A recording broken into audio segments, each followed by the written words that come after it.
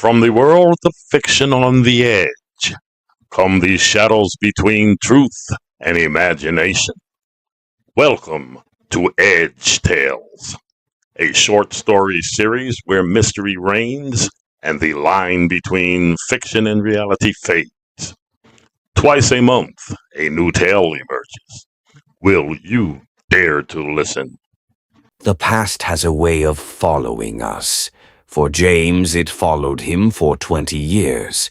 Today, it may finally catch up. Hello and welcome back to Edge Tales. We've been expecting you. I am NXA-02 of the Nexacore Initiative, your designated narrator for tonight. A childhood memory, a present-day incident, and a split-second decision. Together they create the story we call Church. We hope you enjoy it, so let the story begin. It was a normal Sunday morning, just like all the rest. James woke at 7 a.m. and went through his normal ritual. Cynthia will be awake soon, and it will be time to start getting ready for church. Church is where Cynthia feels most connected. She has been going religiously for as long as she remembers. James, on the other hand, he goes out of a feeling of responsibility of sorts. To appease Cynthia, he always thought. It was different several years ago. When James was a child, he used to go every Sunday. It was expected of the entire family. One night changed all of that. James remembers it clearly, even though it happened over 20 years ago. He was 13 years old and still in middle school. It was a Friday night in July. James started working at the family convenience store a couple years early during the summer. His father would pay him just enough to have some pocket money, and the rest went in a fund for his college, as did his sister Sharon. Sharon only worked when she felt like it, and this particular Friday was one where she didn't feel like it. The store was crowded this Friday. All the kids from the neighborhood would gather there, buy candies and things to sneak in the movie theater across the street. This was the hangout. James was in the back when he heard the commotion. A loud bang sound he thought was firecrackers. He still remembers thinking that it was Pete playing stupid pranks again. After all, it was only 2 days after the 4th, and Pete would be doing that crazy type of stuff for the rest of the month as usual. He didn't go out to see what was going on until he heard the sirens and screams. In the front of the store, in a pool of blood, lay his father. A would-be robber had shot him for taking too long to open the register. James remembers first begging God to not take his father, promising to do anything. "My dad is a good man, Lord," he said. "Please don't take him now." If God heard him, he didn't answer.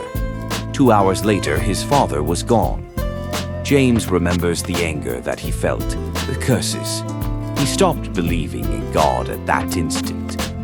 On their way to church, little Nancy, his only child, 8 years old, whom he adored and spoiled rotten, shouted suddenly, "Ooh, Daddy, stop at the 24/7, please. I want some gummy bears, please, please, please," she cried.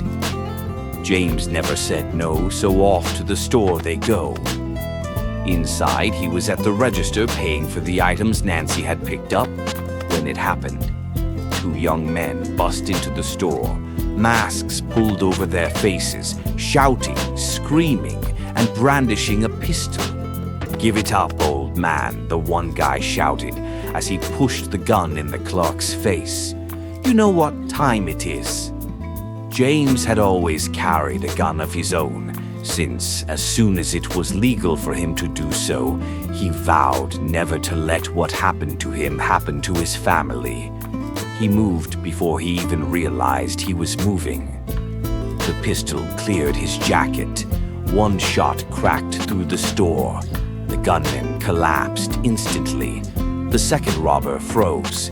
He turned, facing James, hands in the air. "Don't shoot, man," he cried. "I'm sorry, man. Please don't shoot." James didn't really hear him. All he could hear was the screams, the gunshot that he didn't react to in time 20 years ago. He gently raised the pistol upward until the sight was dead between the guy's two eyes, tears rolling down his face. He positioned his finger on the trigger. He was looking past the guy now, behind his right shoulder. "Tears still rolling, Dad," he said softly. Standing there behind the robber was James' father, surrounded by the brightest light he had ever seen, his expression somber, his eyes focused on James.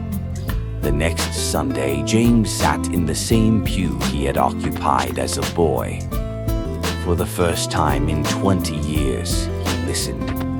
He wasn't sure whether he had come seeking forgiveness or simply to say thank you. Either way, he was finally back. That's your story for today. We hope you enjoyed it. If you are enjoying the stories here on Edge Tales, show your support by liking and subscribing. You can also leave a comment below. How are the stories reaching you? We love to hear your feedback. We'll be back next week with another tale for you. So, until then, stay tuned, stay curious, and stay on the edge.